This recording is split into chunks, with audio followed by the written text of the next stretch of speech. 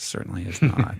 One of the modalities that I know you're passionate about, and I know you talked with Tim Ferriss about this recently, is the Hoffman process. Oh, yes. And I do want to get into this a little bit. Great. Do you know about it? I know about it. I've never done it myself. Okay. Do you know Neil Strauss? Yes. So Neil's constantly telling me I have to do the Hoffman process. And Yeah. I know that I would glean so much, but he's like, when are you going to go? April when are you went. going to go? April went after our medicine wheel. I was like, look, you gave a gift to me. Uh-huh. I was like, I'm going to give the gift to Hoffman to you, and she went. Right. So if the shaman's going, clearly everyone can. There's some gold benefit. there. Yeah. Right. No, it's. I say to people, it's like, I think it's like if we got a heart, going back to the analogy of we come in with an operating system, we get software. Like, I think Hoffman is like getting all the bugs out of your software. Like, every software program is going to have glitches and bugs, and we all have parents, and we all have life experiences, and we all have our own versions of traumas and things that really create patterns in our lives.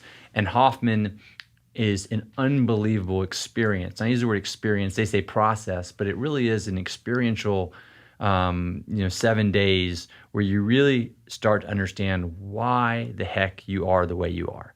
And no judgment, good or bad, but knowing why and which of your patterns and which of your ways of being or responses that are so automatic at this stage and hardwired into your brain, which of them are serving you and which of them aren't.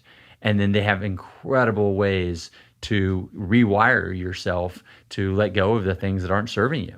My favorite Hoffman story is, and I don't think I've shared this with it, is that I lost 20 pounds after Hoffman. Now, I wasn't like heavily overweight. I'm like 165 now. I was probably like 185, and that was kind of a normal weight. And I literally was carrying 20 pounds of stress, 20 pounds of things that I had never worked through from my childhood. And so Hoffman would never say that it's not a weight loss It's not a weight loss thing. But by having your hormones dysregulated, it's keeping you heavier than you normally would be. Yeah, I mean, I don't know the science behind that, but it's like, it's just, there's the correlations is exactly to that timetable. And I bring that up just because it's like Hoffman has kind of a magical effect on pretty much everyone I know that's ever gone, and people do become almost evangelical about it that have gone, like you've seen with Neil. Yeah.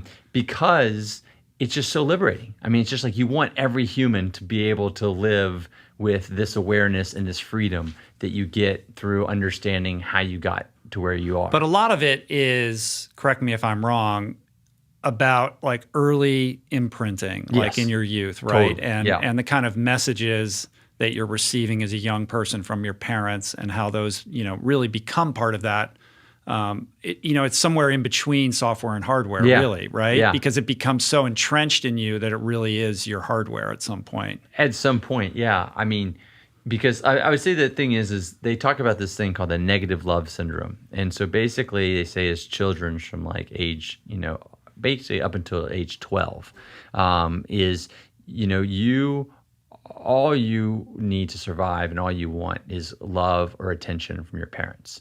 And so everything that you do or learn to do is either doing something that's mirroring your parents' behaviors and patterns to get their love, or is the exact opposite of your parents to get their attention. And so you can literally trace back and they help you understand these patterns that are basically becoming your software.